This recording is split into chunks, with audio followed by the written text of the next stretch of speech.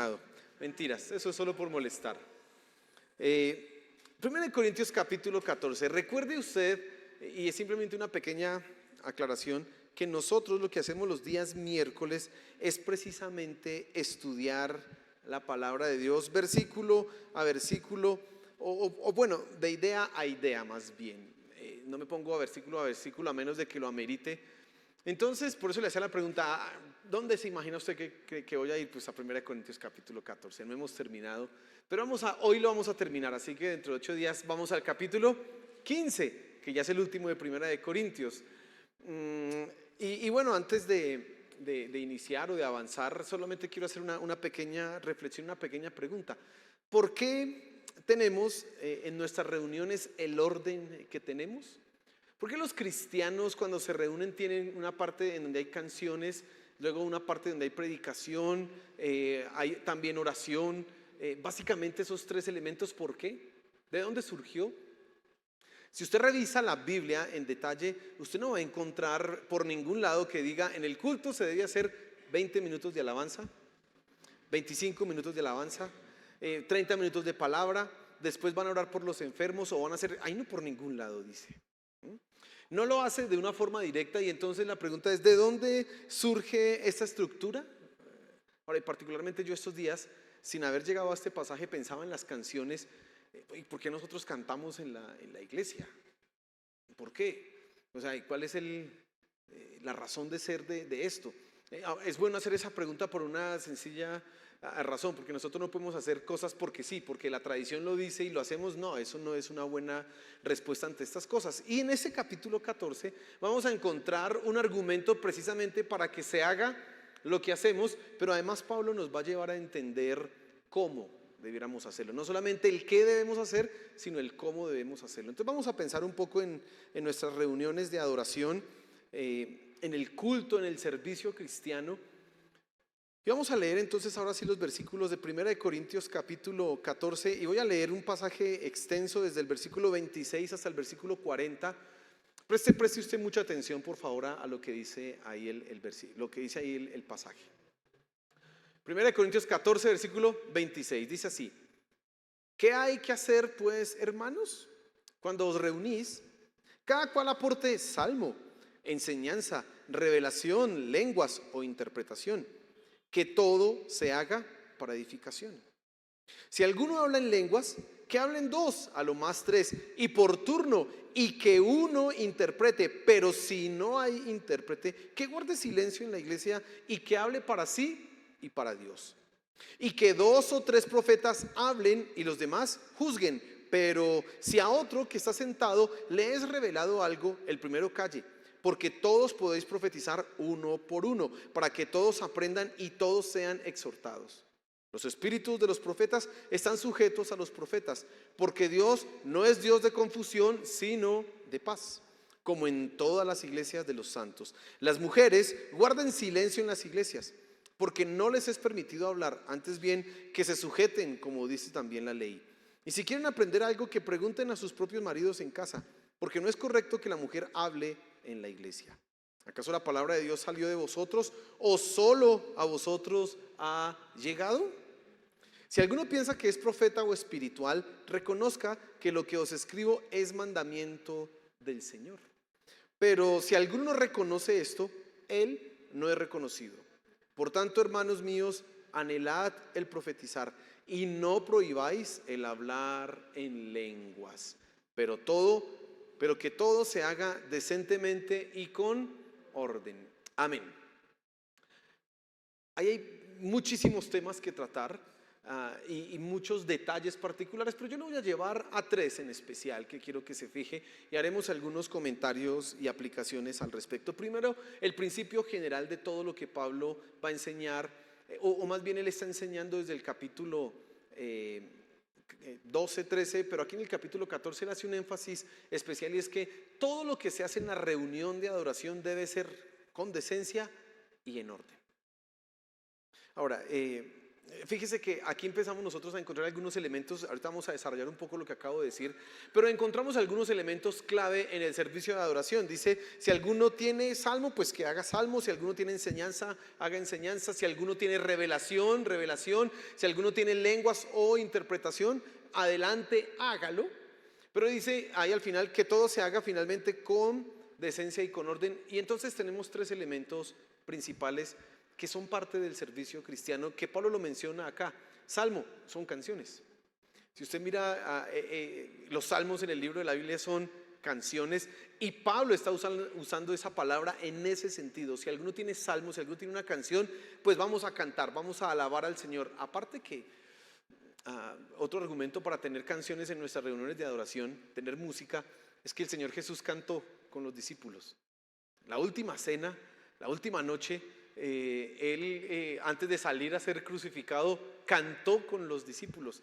¿Cuáles salmos cantarían? No sabemos, pero él cantó con los discípulos. Así que es apropiado que nosotros lo hagamos. Pero lo segundo, dice, es que haya enseñanza, revelación. Es decir, en el servicio cristiano, en la reunión de adoración, es importante que la palabra de Dios sea proclamada y que haya eso, enseñanza, lo que hacemos en este instante. Y finalmente él habla del ejercicio de los dones, pero solamente los dones tienen una condición.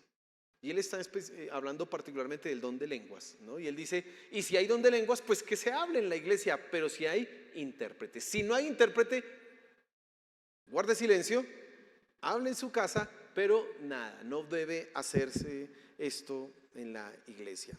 Entonces, déjeme afirmar y establecer claramente que en nuestras reuniones de adoración deben estar precisamente esos tres elementos. Debe haber alabanza, debe haber canción, podemos cantar los salmos efectivamente, o canciones que Dios haya inspirado a algunos compositores, debemos cantar, y tú te debes involucrar a eso, porque eso hace parte de ser cristiano.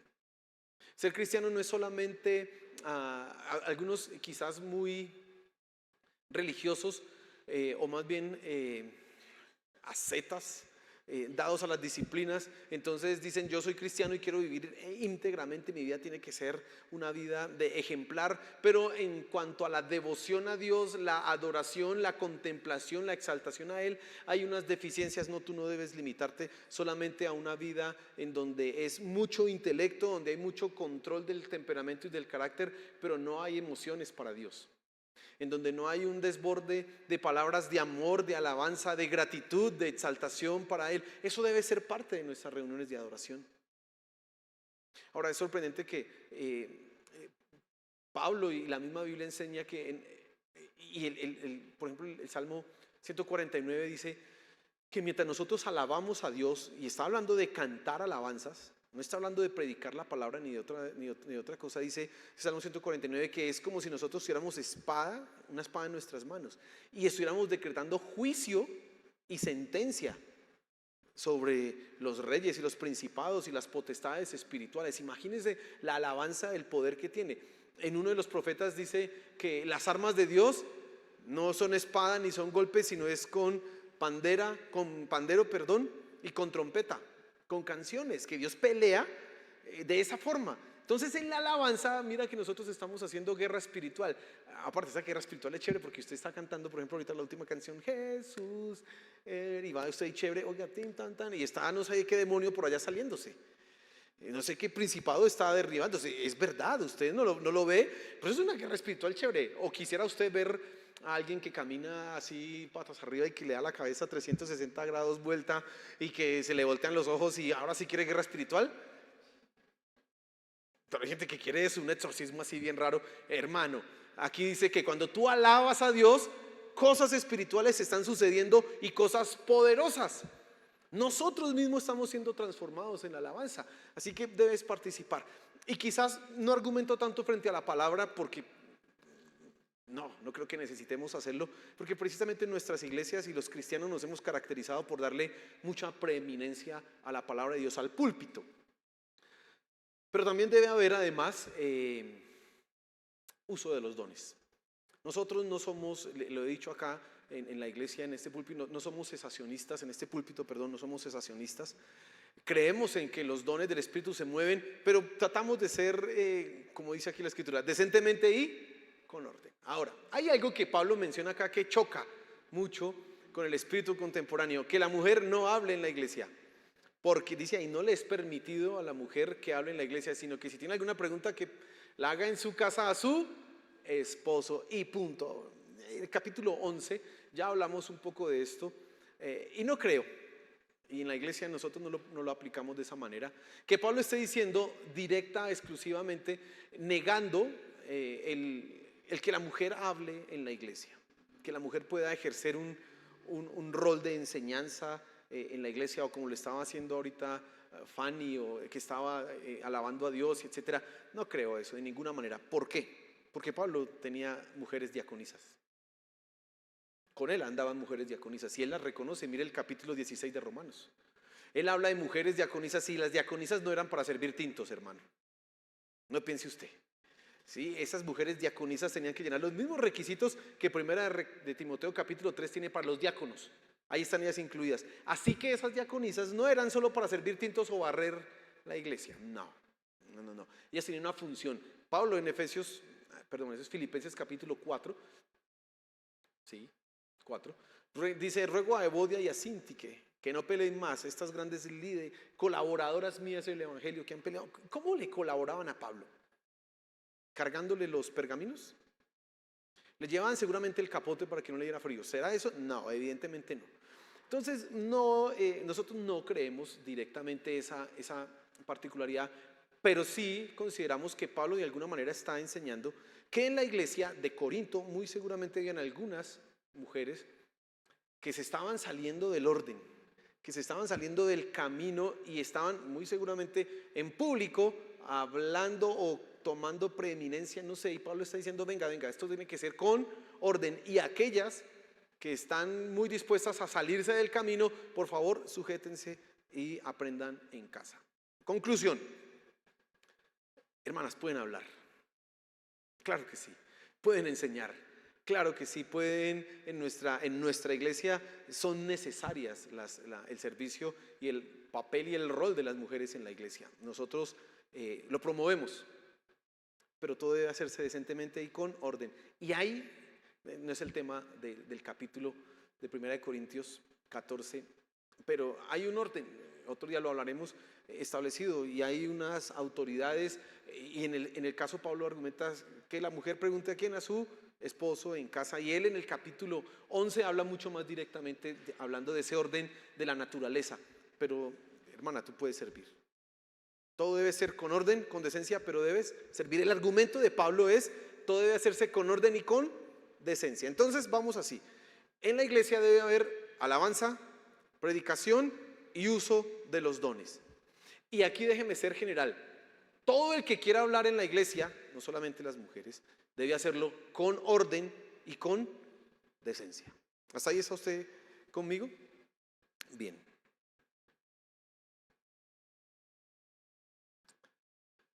Entonces, mi querido hermano, lo que nosotros debemos hacer en la iglesia es priorizar la alabanza, priorizar la palabra, priorizar el uso y el ejercicio de los dones, sea quien sea la persona que los ejerza, sea un hombre, sea una mujer, son bien recibidos, pero con orden y con decencia. Ahora, la pregunta es, ¿por qué Pablo hacía esta recomendación? ¿Por qué Pablo estaba tan preocupado porque el servicio cristiano se hiciera decentemente y con orden? Usted viene a esta iglesia y creo que se da cuenta que hay un orden, una estructura, creo que hay una formalidad, quizás se encontrará un poquito de una silla mal cuadrada, quizás la línea no tan recta, quizás yo estoy medio espelucado, entonces como que, uy, el pastor está medio desordenado, que usted encontrará quizás algo de eso, pero en realidad no es como tan grande ni tan fuerte hoy día eso de la decencia y el orden. Ahora, pero en la antigüedad, cuando Pablo escribe esto, está escribiendo una cultura que era pagana. ¿Y usted sabe cómo eran las fiestas a los dioses paganos? Mire, se habla de algo que se llamaban los bacanales, y eran para un dios que se llamaba Baco. Y el dios Baco era el dios el mismo Dionisio, ¿sí? Era el mismo. Y entonces cuando ellos iban a adorar a su dios, ¿qué hacían? Pues tomar trago. Y el bacanal era precisamente que te quedaban totalmente ebrios, borrachos. Por eso cuando se habla de un bacanal, nunca lo usamos en una forma positiva, sino más bien una forma despectiva y que denota desorden. Eso lo que es un bacanal. No era nada agradable. La misma idea de las pitonisas o de estas mujeres de las religiones mistéricas griegas, se supone que entraban en trance porque el dios eran poseídas por la tal divinidad, el dios que estaban adorando, y en ese trance podían hacer cualquier locura y todos permitían eso porque era la adoración al dios. Habían otros dioses que adoraban a un toro, por ejemplo, y mataban el toro y se bañaban en la sangre del toro. Y para no hablar de todos los desórdenes sexuales y todas las cosas que podían ir a hablar. Ahora, esos cristianos llegaban de esas prácticas. Esos cristianos a los que Pablo está escribiendo llegaban de tener cultos así a sus dioses paganos. Es más, ya estaban cayendo en la iglesia en eso mismo. ¿Por qué? Porque Pablo, cuando dice en el capítulo 11 que algunos en la Santa Cena terminan ebrios, ¿usted qué cree? Que estaban haciendo una reminiscencia del culto seguramente a Baco. Y ellos, los cristianos, imagínense, en la Santa Cena terminar usted borracho. Por eso es que damos jugo, hermano. No, mentiras. Pero mire, si estaban llegando a ese extremo de ya quedar unos borrachos, ebrios en el culto, pues Pablo necesita establecer, todo tiene que ser decentemente y con orden, porque nuestro culto no puede ser semejante a las otras cosas que hay afuera. Y hermano, nosotros tenemos que traer ese principio a la iglesia, a nosotros. ¿En qué sentido? Claro, nosotros hoy no vamos a bañarnos en la sangre de un toro, qué asco, no haremos eso de ninguna manera, ni vamos a terminar borrachos, ni ninguna de esas cosas, etcétera. Pero sí podemos caer, por ejemplo, en ser muy informales, en perder, por ejemplo, la reverencia. Estamos adorando a quien, a Dios, entonces tenemos que tener cierto sentido de reverencia, cierto sentido de respeto. Yo me estoy presentando ante Dios, y entonces no podemos estar como tan relajados, como que tan así como esto es tan chévere. No, tiene que haber un sentido de reverencia. Nuestros hijos, sus hijos, tienen que aprender a que están en el servicio y es un momento en donde estamos, imagínense, nosotros hacemos servicios cortos, 1 hora y cuarto como máximo, ellos tienen que estar en 1 hora y cuarto atentos y tienen que enseñárseles tienes que estar en orden acá, 1 hora y cuarto. Eso es difícil para los muchachos hoy día, con todo y ahora que hay tanta cosa de que hiperactividad y tanta cosa que no se quedan quietos, mejor dicho, eso tanta vaina que hay hoy día, pero se tiene que enseñar por qué nuestras reuniones deben ser decentes y ordenadas. ¿Sí lo vas comprendiendo? Es importante y fundamental que nosotros pensemos en estas verdades. Ahora, lo segundo que Pablo enseña es que es importante juzgar. Él dice, hablen en lenguas por turnos y si hay un intérprete mejor, si no quédense callados. Luego dice, profeticen también por turnos, 2 o 3. Si hay otro que quiera profetizar que está sentado, el que está hablando cállese y siga el que tiene profecía y todos juzguen. Ahora, ¿por qué para Pablo es importante la idea de juzgar? Mira, no solamente en esa época, sino hoy día, hay gente que ha creído que la persona que habla en nombre de Dios o que usa la palabra de Dios no se equivoca, o que no tiene malas intenciones, o que no es susceptible a pecar. Eso pasa. Algo que no les he contado de la cultura. Recuerda que hace unos domingos le hablé de la cultura colombiana y entonces decíamos que nosotros somos indulgentes, ¿no?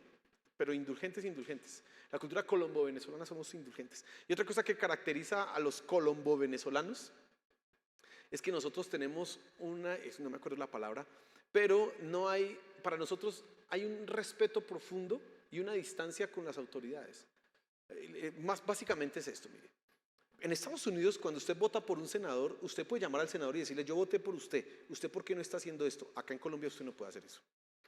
A ver si usted llama al senador y lo atiende. No, para nosotros hay una distancia en el acceso al poder, no que no podamos ser elegidos, que muy seguramente no, sino en el contacto con la autoridad. Para nosotros hay un respeto a las autoridades y una distancia que se genera con ellas. En otras culturas, no hay esa distancia. En otras culturas la cosa es mucho más directa y yo voté por ti, así que me tienes que responder y yo te llamé y ¿cómo así que no me vas a responder? Aquí no. Aquí el senador o no sé qué, ya sabe, anda en carros de seguridad y usted no lo puede tocar y lo ve por allá de lejos y ese es el personaje más importante. Para nosotros es así y eso también se da con los líderes espirituales. Que ellos usan la palabra, nosotros usamos la palabra de Dios, hablamos en nombre de Dios y entonces la gente empieza a ver una distancia, quizás, el pastor es como nosotros, pero finalmente en lo profundo de su ser culturalmente lo ven como distinto, nos ven como distintos y entonces se genera esa idea de que todo lo que nos diga el pastor es la palabra de Dios. Todo lo que el pastor ordene es palabra de Dios y entonces se escuchan casos terribles. Yo en esta iglesia he escuchado, aquí no ha pasado, pero he escuchado de gente que, por ejemplo, es que le tengo que decir al pastor a ver si está de acuerdo con quién me va a casar. ¿Quién se va a casar? Pues usted, yo que tengo que estar de acuerdo, yo tengo que estar de acuerdo si me caso yo. Pues si usted se va a casar, yo lo único que tendré que decirle es cristiano, no es cristiano, bueno, es su decisión, tenga cuidado con que sea o no sea cristiano, pero finalmente usted decide. Pero en otras iglesias no puede ser así, es que el pastor como que no está de acuerdo y ¿cómo así? ¿Qué cuento es ese? Pero es simplemente porque no entendemos nosotros esto que está escrito hace más de 2000 años, no, 2000 años, perdón, y que dice juzgar, juzgue. Ahora, lo que Pablo está diciendo que se tiene que juzgar es precisamente la manifestación de los dones espirituales en las lenguas y en la profecía. Por lo tanto, tú necesitas, escucha esto, juzgar lo que yo predico. Tú necesitas sí o sí evaluar las enseñanzas que yo te doy. Si no lo haces, estás fallando a lo que Dios te ha dado. Dios te dio una cabeza, un cerebro, pues para usarlo, hermano. Eso no es para tenerlo ahí la cabeza no es solo para peinarse, no, ahí hay que usarla. Entonces, el pastor dijo esto, venga, voy a mirar, venga, voy a contrastar esto con la Biblia, voy a contrastar esto con otros predicadores y darse cuenta. Ya le dije yo a usted hace un rato que en esta iglesia promovemos el rol de la mujer en el ministerio, en otras iglesias no, y somos hermanos en Cristo, pero allá es diferente. O sea, hay diferencias en eso, pero tú necesitas juzgar, tú necesitas evaluar. Ahora, el punto de que Pablo está diciendo es que cuando hay un don del Espíritu que se está usando o hay profecía, los creyentes no tienen que decir a todo amén, sino que tienen que evaluar, tienen que revisar, tienen que estar pensando. Y entonces hay algunas cosas que tú tienes que tener presente. El cristiano tiene la verdad de Dios para juzgar. Tanto en el mundo, tanto lo que se da en el mundo como lo que se da al interior de la iglesia. Primera de Corintios capítulo 2 dice: nosotros tenemos la mente de Cristo. En el capítulo 6 Pablo dice que nosotros vamos a juzgar a los ángeles, así que también hemos de juzgar las cosas que se dan al interior de la iglesia. Y aquí particularmente Pablo está hablando de los dones. Así que en nuestros cultos, en nuestras reuniones, tú debes adorar a Dios, levantar tus manos, pero debes estar escuchando atentamente qué es lo que se está diciendo. Había aquí hace unos años una persona que predicaba, un líder en la iglesia, y de repente en medio de la predicación decía: digan amén los dormidos. Y había unos que decían amén. Y dices, hermano, eso es una vergüenza, porque uno, él los dormía, y dos, esos otros decían amén a cualquier cosa. Usted no puede decir amén a cualquier cosa. Es importante que tú sepas qué está pasando, tú estás atento, tanto el que está dirigiendo, qué está diciendo, por qué, cómo, en la oración, qué dijo. El pastor, ¿qué dijo? Eso es importante que tú lo hagas. Si no lo haces, estás cometiendo una falta. Ahora, además tienes que sentirte en libertad de juzgar. No tienes que sentirte mal por juzgar, no tienes que sentirte en libertad de juzgar. Tienes que tener la libertad de preguntar, pues aquí no se puede. Pastor, una pregunta, aquí no se puede, estamos acá, es un poco diferente. Quizás en un ambiente más de clase, sí, pero usted se puede acercar al final y decir: pastor, no entendí esto, ¿por qué? Pastor, esto, ¿por qué? Con gusto yo le voy a responder, y si no me sé la respuesta le diré: déjeme, busco, a ver, le pregunto a ChatGPT a ver qué dice. No, mentiras. Déjeme investigo a ver cuál es la respuesta, pero usted tiene todo el derecho y no puede pensar que si juzga o que si pregunta, entonces aquí vamos a decir: este rebelde, este divergente, insurgente, No, no vamos a decirlo, no. Tú tienes que, la Biblia te manda a juzgar. Eso es lo que está diciendo Pablo. Y en tercer lugar, tú tienes que tener claro que la autoridad o el criterio que vas a usar para juzgar no es otro sino la palabra de Dios. Y quizás por eso es que nadie juzga, porque hay una ignorancia de la palabra de Dios a tal punto que no pueden meterse en los detalles, y ahí es donde precisamente puede estar el error. Entonces tú necesitas leer la Biblia, conocerla, profundizar, realmente estudiarla para que seas una persona que pueda juzgar lo que se dice, y cuando alguien predica puedes decir con toda confianza, amén, esa es la palabra de Dios. O decir, bueno, esto no lo entiendo muy bien, aquí me toca preguntar o evaluar. Es fundamental. Y te voy a dar tres cosas, tres pasos para que puedas juzgar. Primero, no debes caer en manos de las experiencias y las emociones. Hay momentos en que, usted sabe, no sé cómo se llama eso, pero el efecto, póngame un nombre, el efecto de masa. El efecto de todos estamos felices, eufóricos, así que pues yo también me pongo eufórico y feliz. ¿Por qué? No sé, pero todos estamos felices. Eso pasa mucho. Tú no puedes caer en eso. Cuando hay un mover de Dios, si es de Dios, tú lo vas a poder juzgar y vas a llegar a la conclusión que es Dios el que se está moviendo ahí. Tú tienes que tener tus facultades ahí en pleno uso. Pero no puedes caer en eso. Entonces, que porque aparentemente se está moviendo el espíritu, o aparentemente es esto se ve maravilloso, entonces todos están emocionados, y cuando hay esa efervescencia y ese calor así que vamos así, pues todo el mundo como que no sé qué estamos haciendo, pero hay que hágale, metámonos. No, tú no puedes hacer eso. Eso es un suicidio intelectual. No, tú tienes que seguir usando tu mente. Dios te la dio para que la uses. Segundo lugar, no puedes caer en manos de la elocuencia. Las cosas, aunque estén bien dichas, si son errores, siguen siendo errores, aunque sean dichas de una muy bonita manera. Así que no voy a caer en manos de la experiencia, de las emociones, ni tampoco puedo caer en manos de la elocuencia. Uy, cómo habla, dijo muy bonito, pues estaba como mal, pero cómo predica lindo. No nos interesa que predique lindo, nos interesa que predique correctamente la palabra de Dios. Eso es lo que debe ser para nosotros fundamental, así que tú no puedes dejarte llenar de eso. Y finalmente lo que ya mencioné, necesitas conocer la Escritura. Y en la Escritura encuentras tres cosas. Te voy a mencionar solo algunos ejemplos. Por ejemplo, le voy a dar un ejemplo de los ejemplos que hay en la Biblia. Dice Mateo capítulo 7, por sus frutos los conoceréis. Así que cuando usted escuche a alguien que dice que habla en lenguas y que tiene tremenda profecía, mire su vida. Mire su vida. Pregúntese, ¿cómo está su matrimonio? ¿Cómo están sus hijos? ¿Cómo está su economía? ¿Cómo trata a los demás? Y entonces usted va a decir, las profecías que da este hombre, sí, muy seguramente son de un hombre que está siendo tomado por el Espíritu Santo. Si usted ve que es una persona que habla muy bonito y que parece que sí está en un trance profético, pero su vida es un desorden, hermano, diga, esto es raro, porque dice la Biblia, por sus frutos los conoceréis. Juzgar. Mateo capítulo 24 dice, no os dejéis engañar, porque nadie sabe ni el día ni la hora cuando el Hijo del Hombre vendrá. Dije, no se dejen engañar, porque muchos dirán, aquí está, muchos vendrán en mi nombre y les dirán, no se dejen engañar. Él da el secreto, velad y orad. Así que la tarea que tenemos que hacer es estar pendientes y orando. Pendientes y orando. Esa es otra manera de juzgar. Y el principio que enseña este pasaje que estamos enseñando es, Dios es un Dios de orden y no de confusión. Donde hay desorden, aquí esto como que no está Dios, porque Dios es Dios de orden. Así se vea muy espiritual. ¿Lo estás comprendiendo?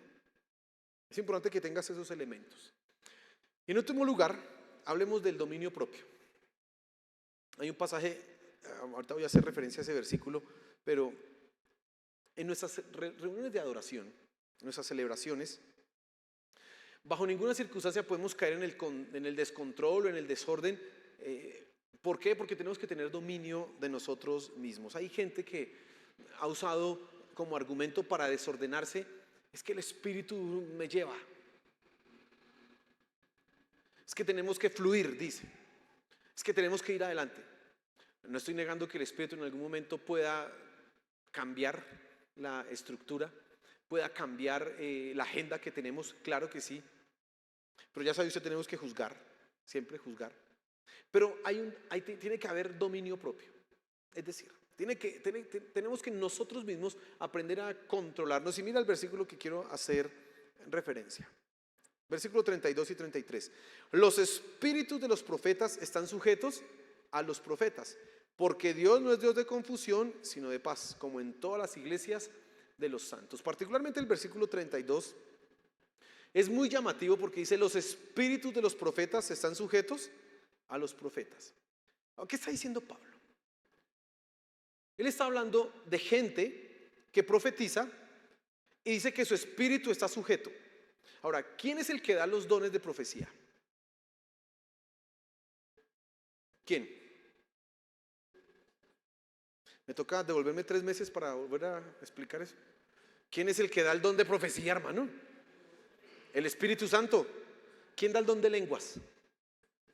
El Espíritu Santo. ¿Quién da el don de interpretación de lenguas? Muy bien, así que cuando Pablo dice el espíritu del profeta o los espíritus de los profetas están sujetos al profeta, él está haciendo referencia al uso de esos dones, a lo que el espíritu le está dando a esos profetas, y él está diciendo esos dones se sujetan. A mí me llama mucho la atención que diga ahí que el Espíritu Santo se sujeta al orden que nosotros hemos establecido. Eso es llamativo. Eso es lo que está diciendo el pasaje. Ahí no está diciendo: una vez que usted sea tomado por el Espíritu Santo, no se preocupe más, que se acabó el orden, que viene lo que sea. No, ahí no dice. Pablo está diciendo: espérese un momentico, tiene que haber orden. Primero, dice: cuando van a hablar lenguas, no hablen todos al mismo tiempo, sino hablen 2 o 3, y dice: y por turnos. Entonces yo me imagino los cristianos que están hablando con lenguas y que voy a hablar en lenguas y está otro hablando en lenguas, no tengo que aguantarme, sí, sujétate, porque está hablando él, vienen turnos, así que ellos tenían que o hacer fila o pedir una fichita o algo para poder hablar en lenguas. ¿Y eso qué implica? Sujeción al orden. ¿Y quién era el que se estaba sujetando a ese orden y esa estructura? Finalmente, el mismo Espíritu Santo, el mismo Dios. Eso para mí es sorprendente, que se diga este pasaje que implique eso, pero esa es la realidad. El otro ejemplo ahí está: tenían que profetizar por orden, por turnos. No es que empezamos a profetizar aquí y este hermano lleva 3 horas profetizando y nadie lo calla porque es que está tomado por el Espíritu y nadie lo puede. No, hermano, hay órdenes, punto. Aquí hay un orden. Y dice: y si otro tiene profecía, que está sentado, el que está hablando que se calle, que se siente y que siga al otro. Eso es una cosa. Pablo pareciera que fuera totalmente cesacionista. No, él quiere los dones, pero los quiere con orden. Él quiere el mover del Espíritu Santo, pero que no haya ningún desorden. Él está enseñando básicamente eso. Y entonces, mi hermano, cuando el Espíritu Santo toma el control, todos somos conscientes de que Él está bajo el control y no hay ningún escándalo, no hay ningún tropiezo, no hay conflictos. Por el contrario, cuando a veces en manifestaciones aparentemente del Espíritu la gente se sale, y sobre todo gente, déjeme decirle y matizar un poco esto, gente que en sus vidas está mal, que utilizan esto más bien para convencer o manipular de alguna manera. Hay tropiezo. Lamentablemente eso, a lo largo de los años, el fruto es el que se ve, el resultado es el que se nota. Por otro lado, yo he conocido personas en donde efectivamente Dios, sí, el Espíritu Santo se ha tomado el control y ha roto con la agenda. También se puede dar, sí, puede suceder, no lo vamos a negar de ninguna manera. Pero también se ve a lo largo del tiempo. Tú ves sus vidas y dices: sí, este hombre fue tomado por el Espíritu. No fue una emoción, no fue algo así pasajero. No, más bien es gente que en su vida espiritual, en su lucha contra la carne, han sido vencedores. En su vida ministerial han dado fruto. Se nota. Recuerdo, mi papá contaba una historia. Decía que ellos tenían que hacer un trabajo en la iglesia allá eso se llama Vía en Acción, en la calle, la antigua Vía en Acción, o sea, la calle tercera, no, primera, con carrera 30, ahí quedaba. Y entonces ellos tenían que pintar un mural gigante.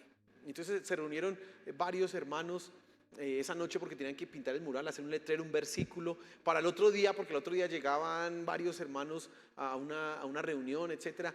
Y esa noche era el momento. Y entonces ellos, muy cristianos, dice que se cogieron de las manos y vamos a orar para que Dios nos bendiga haciendo este mural. Y empezaron a orar, Señor, bendícenos, Señor, no sé qué, están orando, cuando de repente escucharon un grito.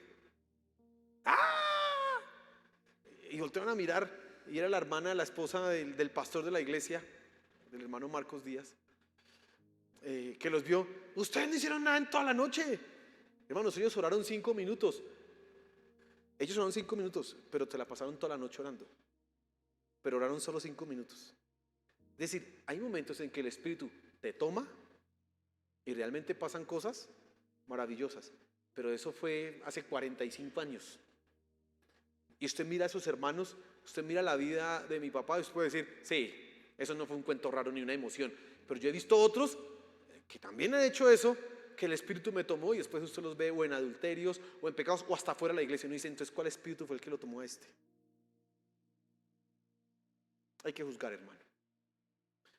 Nuestras reuniones tienen que tener eso, palabra, adoración y un mover del Espíritu Santo, pero siempre vamos a estar con los ojos abiertos juzgando, porque lo que debe primar es la gloria de Dios y su palabra en nuestras reuniones. Y no vamos a prohibir, dice ahí, y que se haga profecía, que se hagan lenguas, pero todos que se haga con orden y decentemente. Esos deben ser nuestros servicios, amén. Hermano, usted hoy creo que tiene muchas cosas como para aplicar. Juzgar, tengo que juzgar. O si es la adoración, tengo que involucrarme, no puedo ser solamente alguien intelectual. La adoración tiene que ser para mí algo vivo, eso es fundamental. O esto del dominio, Señor, si yo estoy lleno del Espíritu Santo, eso se nota en todas las áreas de mi vida, no solo en un pedacito, en todo se nota, tiene que notarse.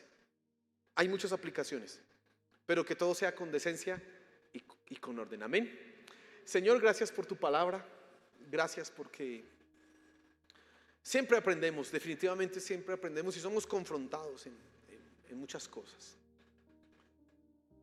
Sabemos que tu Espíritu tiene el control, pero también vemos como tú, de una forma sorprendente, Señor, estás con nosotros y respaldas nuestras determinaciones en cuanto al orden, en cuanto a las estructuras.